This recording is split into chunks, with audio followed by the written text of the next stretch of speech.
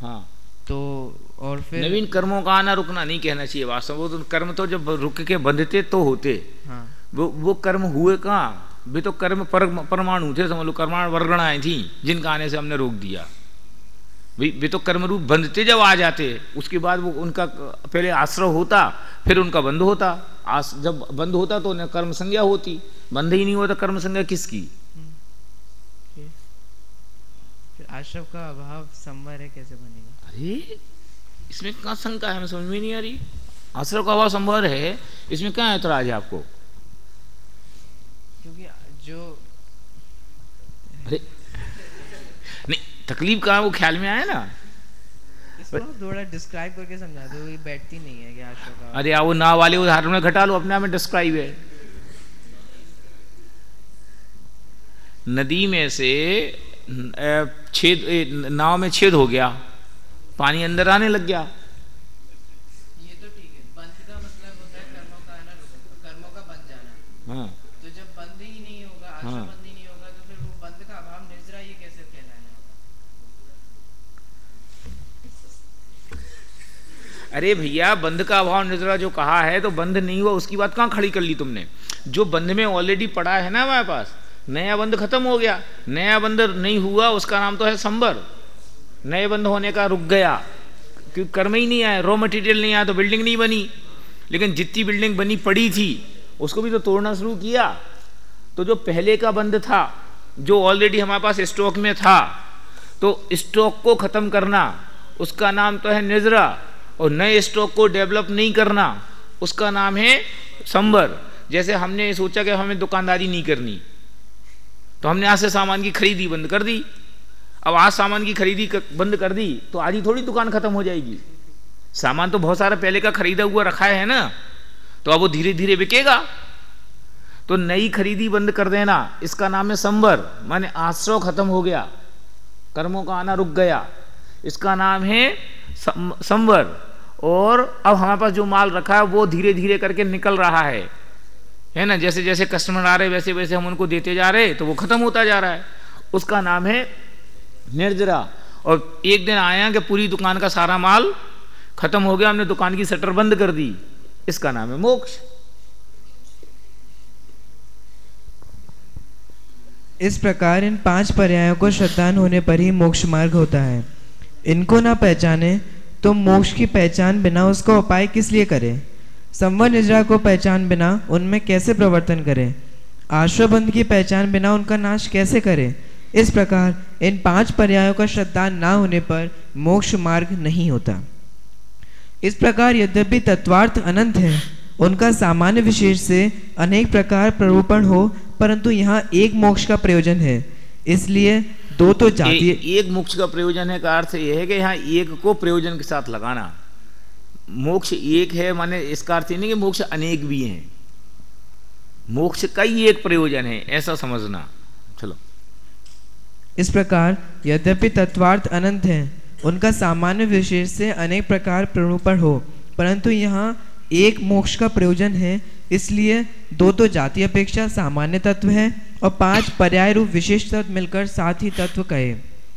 इनके यथार्थ श्रद्धान के अधीन मोक्ष मार्ग है।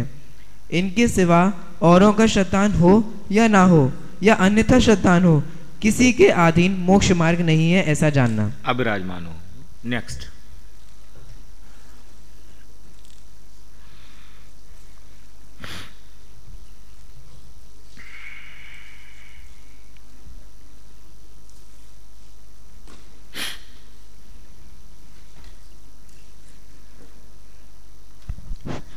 तथा कहीं पुण्य पाप सहित नव पदार्थ कहे हैं, सो पुण्य पाप आश्रवादी के ही विशेष हैं, इसलिए 7 तत्वों में गर्भित हुए। अथवा पुण्य पाप का श्रद्धान होने पर पुण्य को मोक्ष मार्ग न माने या स्वच्छंदी होकर पाप रूप न प्रवर्तते, इसलिए मोक्ष मार्ग में इनका श्रद्धान भी उपकारी जानकर 2 तत्व विशेष के विशेष मिलाकर नव पदार्थ कहे, तथा समयसार आदि में इनको नव तत्व भी कहा है। फिर प्रश्न, इनका श्रद्धान सम्यक दर्शन कहा, सो दर्शन तो सामान्य अवलोकन मात्र और श्रद्धान प्रतीति मात्र, इनके एकार्थपना किस प्रकार संभव है? उत्तर, प्रकरण के बस से धातु का अर्थ अन्यथा होता है, सो यहाँ प्रकरण मोक्ष मार्ग का है। उसमें दर्शन शब्द का अर्थ सामान्य अवलोकन मात्र नहीं ग्रहण करना, क्योंकि चक्षु अचक्षु दर्शन से सामान्य अवलोकन तो सम्यक दृष्टि मिथ्या दृष्टि के समान होता है। कुछ इससे मोक्ष मार्ग की प्रवृत्ति अप्रवृत्ति नहीं होती तथा श्रद्धान होता है, सो सम्यक दृष्टि ही के होता है। इससे मोक्ष मार्ग की प्रवृत्ति होती है। इसलिए दर्शन शब्द का अर्थ भी यहाँ श्रद्धान मात्र ही ग्रहण करना। फिर प्रश्न, यहाँ विपरीताभिनिवेश रहित श्रद्धान करना सुप्रयोजन क्या? समाधान, अभिनिवेश नाम अभिप्राय का है। सो जैसा तत्वार्थ श्रद्धान का अभिप्राय है वैसा ना हो, अन्यथा अभिप्राय हो, उसका नाम विपरीत अभिनिवेश है। तत्वार्थ श्रद्धान करने का अभिप्राय केवल उनका निश्चय करना मात्र ही नहीं है, वहाँ अभिप्राय ऐसा है कि जीव अजीव को पहचान कर अपने को तथा पर को जैसा का तैसा माने, तथा आश्रव को पहचान कर उसे हेय माने, तथा बंध को पहचान कर उसे अहित माने, तथा संबर को पहचान कर उसे उपादेय माने, तथा निर्जरा को पहचान कर उसे हित का कारण माने, तथा मोक्ष को पहचान कर उसको अपना परम हित माने, ऐसा तत्वार्थ श्रद्धान का अभिप्राय है। उससे उल्टा अभिप्राय का नाम विपरीत अभिनिवेश है। सच्चा तत्वार्थ श्रद्धान होने पर इसका अभिप्राय होता है, इसलिए तत्वार्थ श्रद्धान है सो विपरीत अभिनिवेश रहित है, ऐसा यहाँ कहा है। अथवा किसी के आभास मात्र तत्वार्थ श्रद्धान होता है, परंतु अभिप्राय में विपरीतपना नहीं छूटता।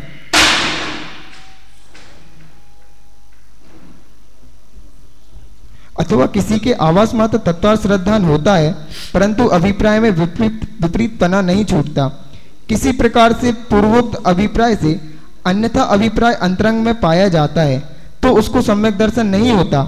जैसे द्रव्यलिंगी मुनि जिन वचनों से तत्वों की प्रतीति करे, परंतु शरीर आश्रित क्रियाओं में अहंकार तथा पुण्य आश्रम में उपादेयपना इत्यादि विपरीत अभिप्राय से मिथ्या दृष्टि ही रहता है। इसलिए जो तत्वार्थ श्रद्धान विपरीत अभिनिवेश रहित है वही सम्यक दर्शन है। इस प्रकार विपरीत अभिनिवेश रहित जीवादि तत्वार्थों का श्रद्धानपना सो सम्यक दर्शन का लक्षण है, सम्यक दर्शन लक्ष्य है। वही तत्वार्थ सूत्र में कहा है तत्वार्थ श्रद्धा नाम सम्यक दर्शनम, तत्वों का श्रद्धानी सम्यक दर्शन है। तथा सर्वार्थ सिद्धि नामक सूत्रों की टीका है, उसमें तत्वाधिक पदों का अर्थ प्रकट लिखा है तथा एक ही तत्व कैसे कहें सो प्रयोजन लिखा है। उसके अनुसार यहाँ कुछ कथन किया है ऐसा जानना। तथा पुरुषार्थ सिद्धि उपाय में भी इसी प्रकार कहा है, जीवा जीवादि नाम तत्वार्था नाम सदैव कर्तव्यम श्रद्धा नाम विपरीता निवेश। अर्थ, एक मिनट रुकना, पढ़ो। जीवा जीवादीनाम तत्वानाम सदैव कर्तव्यम। क्या लिखा? तत्वार्थानाम सदैव कर्तव्यम। माइक ही लेता है क्या? चलो पढ़ो।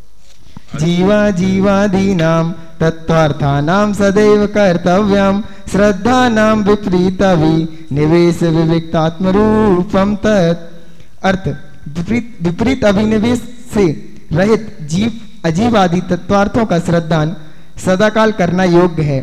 यह श्रद्धान आत्मा का स्वरूप है। दर्शन में वो उपाधि दूर होने पर प्रकट होता है, इसलिए आत्मा का स्वभाव है। चतुर्थादि गुण स्थान में प्रकट होता है। पश्चात सिद्ध अवस्था में भी सदाकाल इसका सद्भाव रहता है, ऐसा जानना। नेक्स्ट, मैंने इस प्रकरण में ऐसी कोई बात नहीं है जो मुझे आपसे कहनी चाहिए, इसलिए मैं जानबूझ के आगे बढ़ रहा हूं।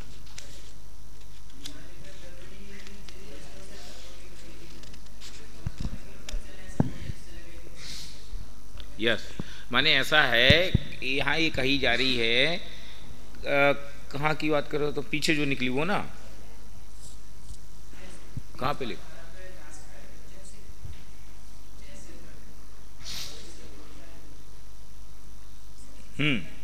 कि उसने शास्त्रों को पढ़ करके तत्व बहुत सीख लिया और तत्व का निर्दोष व्याख्यान करे और किसी की कालब्धि निकट हो और उनको सुनकर के उसको कदाचित समझ लो सम्यक दर्शन हो जाए, माने उसके वचनों से हो जाए, ऐसा नहीं।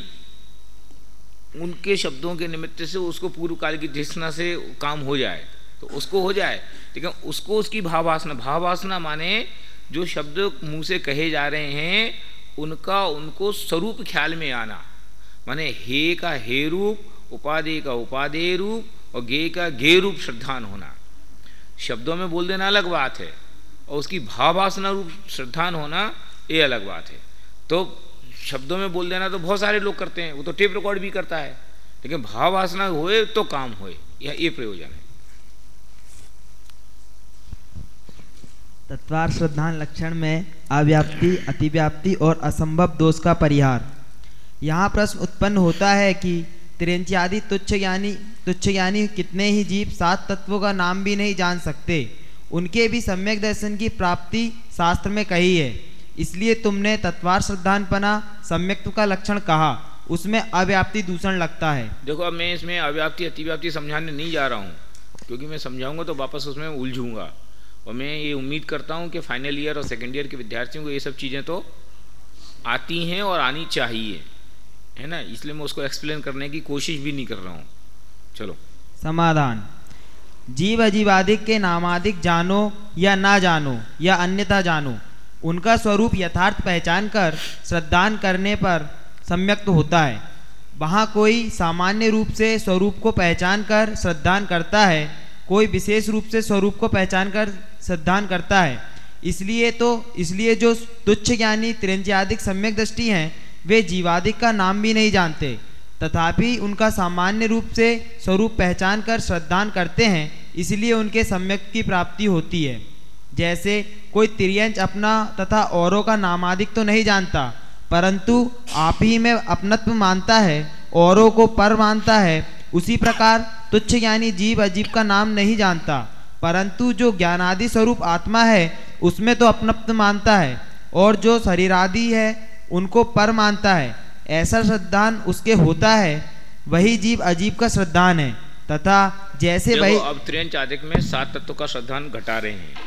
चलो, जैसे वही तिर्यंच सुखादिक के नामादिक नहीं जानता है, तथापि सुख अवस्था को पहचान कर उसके अर्थ आगामी दुख के कारण को पहचान कर उसका त्याग करना चाहता है, तथा जो दुख का कारण बन रहा है उसके अभाव का उपाय करता है।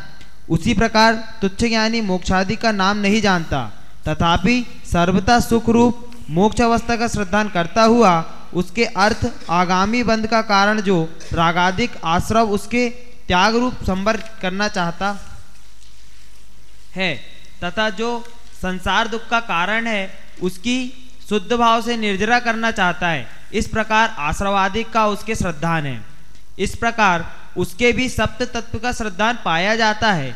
यदि ऐसा श्रद्धान ना हो तो रागादिक त्याग कर शुद्ध भाव करने की चाह ना हो, वही कहते हैं। सम्यक दर्शन का लक्षण अपन ने बनाया था तत्व श्रद्धान सम्यक दर्शन। तो जहाँ जहाँ सम्यक दर्शन हो वहाँ ये परिभाषा घटनी चाहिए, और जहाँ जहाँ सम्यक दर्शन ना हो वहाँ ये परिभाषा नहीं घटनी चाहिए। न्याय है, अगर सम्यक दर्शन पाया जाए वहाँ ये परिभाषा नहीं घटे तो अव्याप्ति हो गई है, और परिभाषा तो पाई जाए और सम्यक दर्शन नहीं पाया जाए तो अतिव्याप्ति कहलाए। तो अव्याप्ति का निषेध करने के लिए पहले शिष्य ने शंका खड़ी करी कि महाराज आप कहते हो तत्व श्रद्धान सम्यक दर्शन, लेकिन त्रियंच गति के जीवों को होता है, नारकी जीवों को होता है, सब चारों गति के जीवों को सम्यक दर्शन तो होता है, लेकिन तत्व श्रद्धान तो मनुष्य गति के जीवों का व्यवहार है। भाई ये तो शब्द व्यवहार है ना, तो ये तो मनुष्य गति के जीवों को होता है, तो फिर बाकी में तो ये तत्व श्रद्धान नहीं हुआ, सम्यक दर्शन तो हुआ, तत्व श्रद्धान ये लक्षण नहीं पाया गया, तो आपके लक्षण की अव्याप्ति हो गई। तो उनका निराकरण कैसे किया कि हम शब्द रूप लक्षण की बात नहीं कर रहे, हम भाव रूप लक्षण की बात कर रहे, और भाव रूप प्रतीति चारों गति में समान रूप से पाई जाती है। जीव अजीव का श्रद्धान कहो, आश्रवबंध का श्रद्धान कहो, अथवा सुख दुख में हे उपाधि बुद्धि का जो लक्षण है अथवा जो उसकी समझ लो पहचान का चिन्ह है, वो सब में एक सा पाया जाता है। त्रियंच हो वो भी सुख के प्रति उपादेय होता है और दुख के प्रति हे होता है। नारकी जीव भी सुख को प्राप्त करने के लिए उत्साहित होता है, दुख को छोड़ने के लिए उद्यमवंत होता है। तो सुख दुख रूप उपादेय भावों, सुख रूप उपादेय भावों के प्रति और दुख रूप भावों के प्रति हे रूप श्रद्धा जो सम्यक दर्शन का मूल प्रयोजन है, अथवा जो तत्वार श्रद्धान का मूल प्रयोजन है, ऐसा भाव रूप तत्वार श्रद्धान सब में एक सा पाया जाता है, इसलिए इसकी अव्याप्ति हम शाब्दिक उसकी बात नहीं कर रहे, वो मोक्ष ऐसा ना बोल पाए, लेकिन मोक्ष का जो भाव है कि कोई परम सुख रूप अवस्था है जिसको प्राप्त करने का प्रयत्न करना चाहिए, उसको वो जानता भी है और उसको पाने की उसको क्या बोलना चाहिए जिज्ञासा भी है, उसको प्राप्त करने के लिए उसका पुरुषार्थ भी चालू है, इसलिए उसको मोक्ष तत्व का श्रद्धान है। ऐसी सब में लगाना। चलो, यदि जीव अजीव की जाति ना जानकर आपा पर को ना पहचाने तो पर में रागादिक कैसे ना करे, रागादिक को ना पहचाने तो उनका त्याग कैसे करना चाहे, वे रागादिक ही आश्रव हैं। रागादिक का फल बुरा ना जाने तो किस लिए रागादिक छोड़ना चाहे, उन रागादिक का फल वही बंद है, तथा रागादि रहित परिणाम को पहचानता है तो उस रूप होना चाहता है, उस रागादि रहित परिणाम ही का नाम संबर है, तथा पूर्व संसार अवस्था के कारण की हानि को पहचानता है तो उसके अर्थ तपश्चरण आदि से शुद्ध भाव करना चाहता है। उस पूर्व संसार अवस्था का कारण कर्म है, उसकी हानि वही निर्जरा है, तथा संसार अवस्था के अभाव को ना पहचाने तो संसार निर्जरा रूप किस लिए प्रवर्ते, उस संसार अवस्था का अभाव वही मोक्ष है। इसलिए सातों तत्वों का श्रद्धान होने पर ही रागादिक छोड़कर शुद्ध भाव होने की इच्छा उत्पन्न होती है। यदि इनमें एक भी तत्व का श्रद्धान ना हो तो ऐसी चाह उत्पन्न नहीं होती, तथा ऐसी चाह तुच्छ यानी तिरंच्यादि सम्यक दृष्टि के होती ही है, इसीलिए उसके 7 तत्वों का श्रद्धान पाया जाता है, ऐसा निश्चय करना। ज्ञानावरण का क्षयोपशम थोड़ा होने से विशेष रूप से तत्वों का ज्ञान ना हो, तथापि दर्शन मोह के उपसमादिक से सामान्य रूप से तत्व श्रद्धान की शक्ति प्रकट होती है। इस प्रकार इस लक्षण में अव्याप्ति दूषण नहीं है।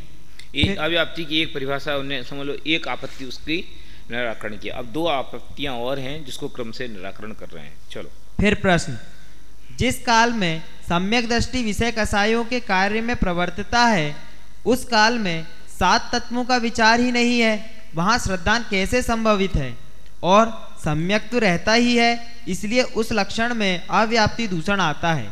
समझ में आई बात? वे कह रहे कि सम्यक दृष्टि जीव जब विषय कसाय के कार्य में प्रवर्तता है तो वो सम्यक दृष्टि तो है, क्योंकि सम्यक दृष्टि जीव आप ही खुद कह रहे हो, तो सम्यक दर्शन तो है लेकिन तत्व विचार नहीं है। क्यों? क्योंकि विषय कसाय के उसमें प्रवर्त रहा है, तो फिर अव्याप्ति हो गई ना, कि सम्यक दर्शन तो है और तत्व श्रद्धान नहीं है, तो अव्याप्ति हो गई। क्या समाधान है इसका? अरे पंडितो, क्या समाधान है इसका? अरे यार, कितनी साधारण सी बात है, इस तरह से जवाब नहीं दे पा रहे मेरे भाइयों। बोलो। चारित्र मोहनी का प्रश्न ही नहीं है। देखो, उसका उत्तर सिर्फ इतना है कि ये जो उठापटक हो रही है उपयोग में हो रही है।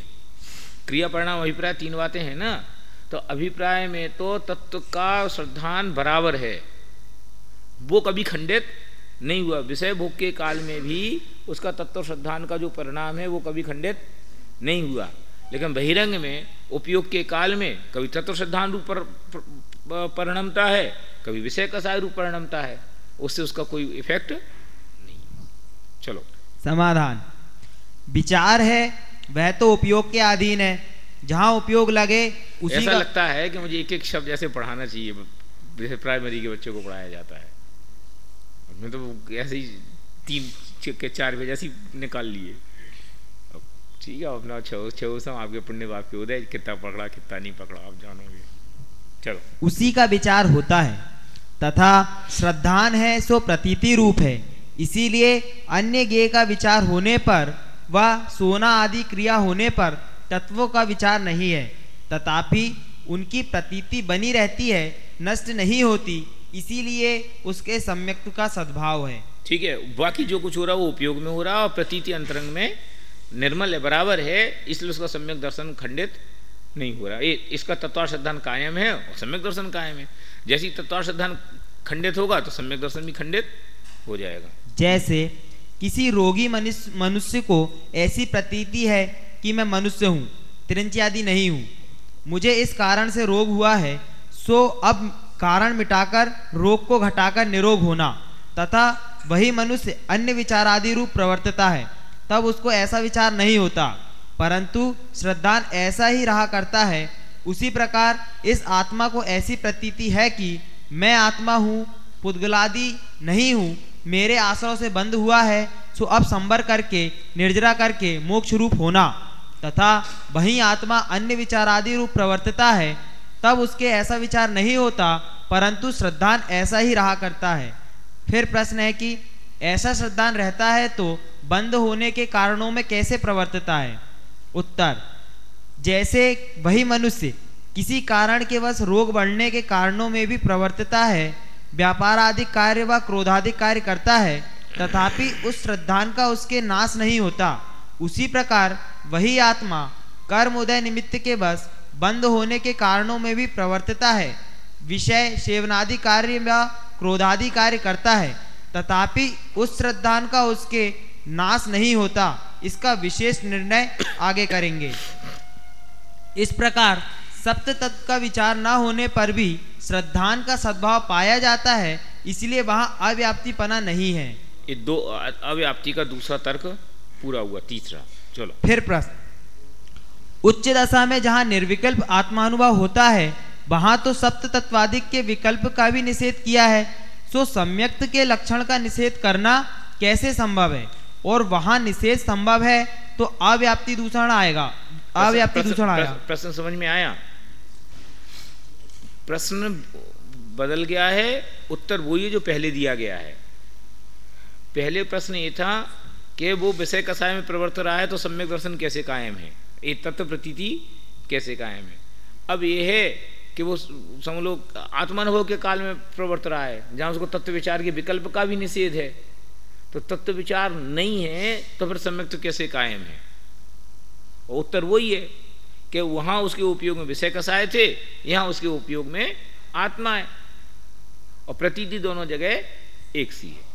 चलो। उत्तर, निचली दशा में सप्त तत्वों के विकल्पों में उपयोग लगाया, उससे प्रतीति को दृढ़ किया और विषयादिक से उपयोग छुड़ाकर रागादिक घटाए, तथा कार्य सिद्ध होने पर कारणों का भी निषेध करते हैं। इसीलिए जहाँ प्रतीति भी दृढ़ हुई और रागादि दूर हुए, वहाँ उपयोग भ्रमाने का खेद किस लिए करें? इसीलिए वहाँ उन विकल्पों का निषेध किया है, तथा सम्यक्त्व का लक्षण तो प्रतीति ही है, सो प्रतीति का तो निषेध नहीं किया। यहाँ प्रतीति छुड़ाई हो तो इस लक्षण का निषेध किया कहा जाए, सो तो है नहीं। सातों तत्वों की प्रतीति वहाँ भी बनी रहती है, इसीलिए यहाँ अव्याप्तिपना नहीं है। फिर प्रश्न है कि छद्मस्त के तो प्रतीति अप्रतीति कहना संभव है, इसीलिए वहाँ सप्त तत्वों की प्रतीति सम्यक का लक्षण कहा, सो हमने माना, परंतु केवली सिद्ध भगवान के तो सर्व का जानपना समान रूप है, वहाँ सप्त तत्वों की प्रतीति कहना संभव नहीं है, और उनके सम्यक गुण पाया ही जाता है, इसीलिए वहाँ उस लक्षण का अव्याप्तिपना आया। ये एंगल थोड़ा सा आपके ख्याल में नहीं आया होगा, इसकी चर्चा कम होती है, इसलिए प्रश्न ये है कि ये ठीक है। अब भी कहते केवल ज्ञान, कि केवल ज्ञान में भी सम्यक्त तो समझ लो क्या बोलना चाहिए, छायक सम्यक्त हो गया, तो सम्यक दर्शन तो छायक सम्यक्त हो गया, लेकिन वह तत्वाश्रदान खत्म हो गया है ना, वहाँ तो शब्द का व्यवहार ही खत्म हो गया, तो वहाँ ये तत्वाश्रदान नहीं रहा। तो केवली को तत्वाश्रदान नहीं है, वो सम्यक दर्शन है, तो फिर वहाँ तो अव्याप्ति हो गई। उत्तर बहुत खूबसूरत है। चलो। समाधान, जैसे छद्मस्त के श्रुत ज्ञान के अनुसार प्रतीति पाई जाती है, उसी प्रकार केवली सिद्ध भगवान के केवल ज्ञान के अनुसार प्रतीति पाई जाती है। इस बात को आप अंडरलाइन करो जरा, ये आप अंडरलाइन जरा गहरे से करना, ये आपको बहुत काम की लाइन है, माने काम की माने एकदम अलग अलग नेचर की लाइन है। देखो, छद्मस्त को शुद्ध ज्ञान के अनुसार प्रतीति पाई जाती है, उसी प्रकार केवली सिद्ध भगवान के केवल ज्ञान के अनुसार प्रतीति पाई जाती है। क्षोभक्षम ज्ञान में उसको जितना समझ थी उतनी प्रतीति थी, और केवल ज्ञान में तो और निर्मल हो गई, तो प्रतीति तो और दृढ़ हुई, गहरी हुई। हम दरअसल प्रतीति को मोह और उसके साथ जोड़ के देखते हैं, अथवा विकल्पों के साथ जोड़ करके देखते हैं, तो हमें लगता है केवल ज्ञान में प्रतीति कैसे हो सकती है। हमें तो केवल ज्ञान में दिखता कि सबको एक साथ देखते हैं, नहीं, सबको एक साथ नहीं देखते, 100 को 100, पर को पर रूप ही देखते हैं। ये ज्ञान का स्वरूप है, वो ज्ञान के स्वरूप से आप इनकार कैसे कर सकते हो? ये बात यहां आपको समझ लो, ये क्या बोलना चाहिए, इस मान्यता को सिद्ध करने का तर्क ये है, तर्क कहो या आगम वचन कहो, जो ये है कि श्रुत ज्ञान की जैसी प्रतीति होती है वो श्रुत ज्ञान रूप है, वो छदमस्त को है, और केवल ज्ञान भी प्रतीति रूप होता है, और केवल ज्ञान वो केवल ज्ञानी को होती है। तो केवल ज्ञान की प्रतीति और पक्की, माने उनको छायक सम्यक्त, तो प्रतीति भी छायक, माने वो परम गौड़ सम्यक्त रूप हो गई, है ना। ये विषय बिल्कुल नया आपकी नज़र में शायद नहीं आया होगा पहले, आप इसको बार बार विचार करना, आपको बहुत मजा आएगा इस लाइन में। चलो, जो सप्त तत्वों का स्वरूप पहले ठीक किया था वही केवल ज्ञान द्वारा जाना, वहां प्रतीति का परमावगाढ़पना हुआ, इसी से परमावगाढ़ सम्यक्त कहा। जो पहले श्रद्धान किया था उसको झूठा जाना होता तो वहां अप्रतीति होती। देखो पहले तो अब सुनना जरा, अब मैं कैसे कहूँ आपको, मुझे जितना मजा आ रहा आपको कितना आएगा मैं नहीं कह सकता, कि क्षोभम ज्ञान में तो जो कुछ भी जाना था अत्यंत परोक्ष था। मैं फिर से रिपीट कर रहा हूं अपनी बात को, कि क्षोभम ज्ञान में जो कुछ जाना था वो तो अत्यंत परोक्ष था। क्यों? क्योंकि क्षोभम ज्ञान में कोई बात को हाथ पर रखे हुए आंवले की भांति देखने का माध्यम ही नहीं है।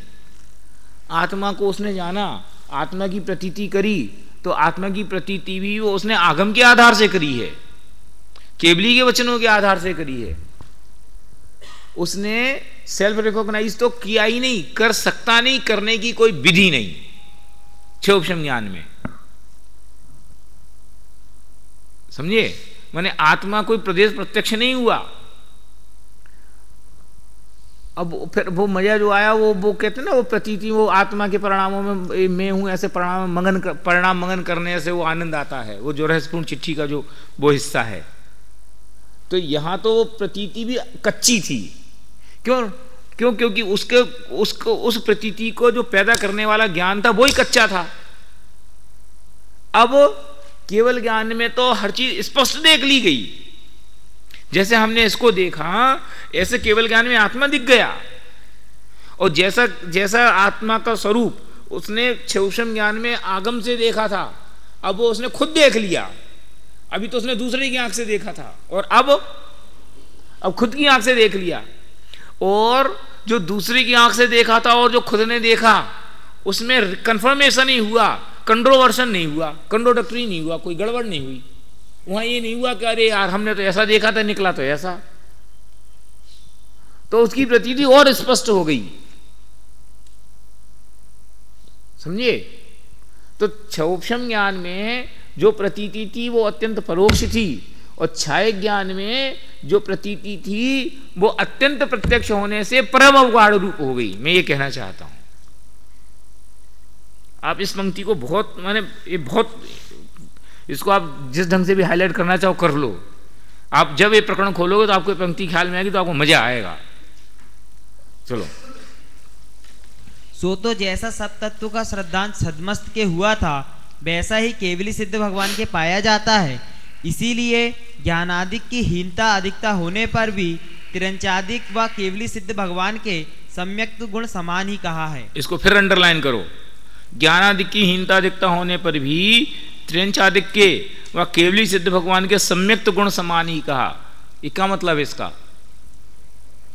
कि श्रद्धान की अपेक्षा समानता है, स्पष्टता की अपेक्षा समानता की बात नहीं कही। स्पष्टता में तो बहुत फर्क है। क्यों? वो धुंधले कांच से देख रहे हैं, ये ट्रांसपेरेंट कांच से देख रहे हैं। लेकिन धुंधले कांच से भी वही वस्तु दिखाई दे रही है जो ट्रांसपेरेंट कांच से दिखाई दे रही है, समझे? तो इतना फर्क होने पर भी वो चीज वैसे ही है। चलो, तथा पूर्व अवस्था में यह माना था कि संबर निर्जरा से मोक्ष का उपाय करना, पश्चात मुक्त अवस्था होने पर ऐसा मानने लगे कि संबर निर्जरा से हमारे मोक्ष हुआ, तथा पहले ज्ञान की हीनता से जीवादिक के थोड़े विशेष जाने थे, पश्चात केवल ज्ञान होने पर उनके सर्व विशेष जाने, परंतु मूलभूत जीवादिक के स्वरूप का श्रद्धान जैसा छद्मस्त के पाया जाता है वैसा ही केवली के पाया जाता है। बस इस अपेक्षा एकता है, इस अपेक्षा समानता है बस। तथा यद्यपि केवली सिद्ध भगवान अन्य पदार्थों को भी प्रतीति सहित जानते हैं, तथापि वे पदार्थ प्रयोजनभूत नहीं है, इसीलिए ये अन्य पदार्थों को प्रतीति रूप जानते का क्या मतलब है?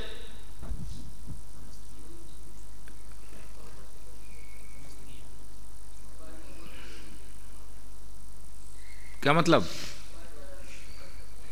अरे गे रूप जानते हैं, हे उपादे और गे, 3 डिवाइडेशन हो गए ना। माने जो वस्तु उन्हें ज्ञान में जानी उस ज्ञान में उन्होंने 3 खाने बना लिए, हे उपादे और गे। तो जो उपादेय था उसमें परम उपादेय बनने की श्रद्धा हो गई है, जो हे था उसमें हे की श्रद्धा हो गई, और जो बाकी सब थे वे गे। इसका नाम है प्रतीति सहित जानते हैं, उसके प्रयोजन सहित जानते हैं। क्या प्रयोजन सहित जानते हैं? कि इनको जानने का काम है, बाकी लेना देना कुछ नहीं है। इसका नाम है प्रयोजन सहित जानते हैं। चलो, इसीलिए सम्यक्त गुण में सप्त तत्वों का ही श्रद्धान ग्रहण किया है। केवली सिद्ध भगवान रागादि रूप नहीं परिणमित होते, संसार अवस्था को नहीं चाहते, सो यह इस श्रद्धान का बल जानना। फिर प्रश्न है कि सम्यक दर्शन तो मोक्ष मार्ग कहा था, मोक्ष में इसका सद्भाव कैसे कहते हैं? उत्तर, कोई कारण ऐसा भी होता है जो कार्य सिद्ध होने पर भी नष्ट नहीं होता। जैसे किसी वृक्ष के किसी एक शाखा से अनेक शाखा युक्त अवस्था हुई, उसके होने पर वह एक शाखा नष्ट नहीं होती। उसी प्रकार किसी आत्मा के सम्यक्त गुण से अनेक गुण युक्त मुक्त अवस्था हुई, उसके होने पर सम्यक्त गुण नष्ट नहीं होता। इस प्रकार केवली सिद्ध भगवान के भी तत्वार्थ श्रद्धान लक्षण सम्यक्त ही पाया जाता है, इसीलिए वहां अव्याप्तिपना नहीं है। चलो यार, इतना और पढ़ लो, यहाँ तक आ जाओ। चलो, फिर प्रश्न, मिथ्या दृष्टि के भी बंद कर रहा था और घंटी बज गई। तत्वार्थ श्रद्धान होता है, नहीं है क्या वहां? ऐसा शास्त्र में निरूपण है। प्रवचन सार में आत्मज्ञान शून्य, जो अलवारी है ना उसको खिसका के वहां रख दे। ये जो बड़ी वाली अलवारी है ना, ये खिसका दो, दोनों अलवारी वहां खिसका दो। एक और जा साथ में, वो अकेला क्या करेगा? आत्मज्ञान शून्य तत्वार्थ श्रद्धान अकार्यकारी कहा है, इसीलिए सम्यक्त्व का लक्षण तत्वार्थ श्रद्धान कहने पर उसमें अव्याप्ति दूषण लगता है। समाधान, मिथ्या दृष्टि के जो तत्व श्रद्धान कहा है वह नाम निक्षेप से कहा है, जिसमें तत्व श्रद्धान का गुण नहीं और व्यवहार में जिसका नाम तत्व श्रद्धान कहा जाए वह मिथ्या दृष्टि के होता है। अथवा एक जन और चले जाओ, कोई भारी आदमी जा। हाँ,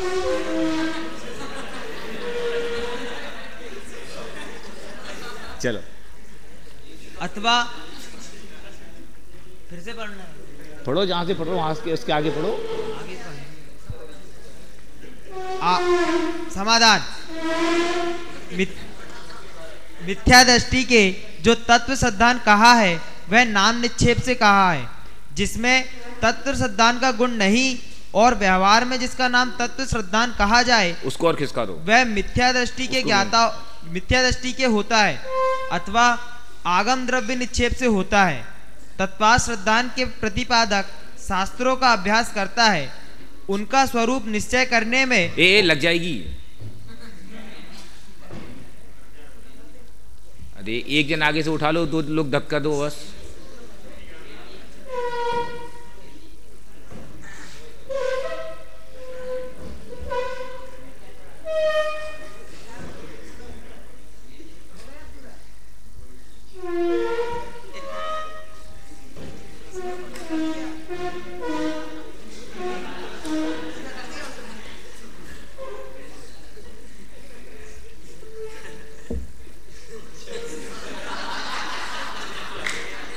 ग्राम बड़ा मलेरा का है वो।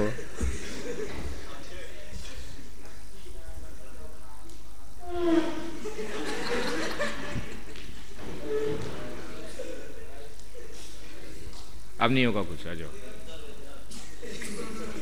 कौन खिसकाने वाले के वो हवा वाले?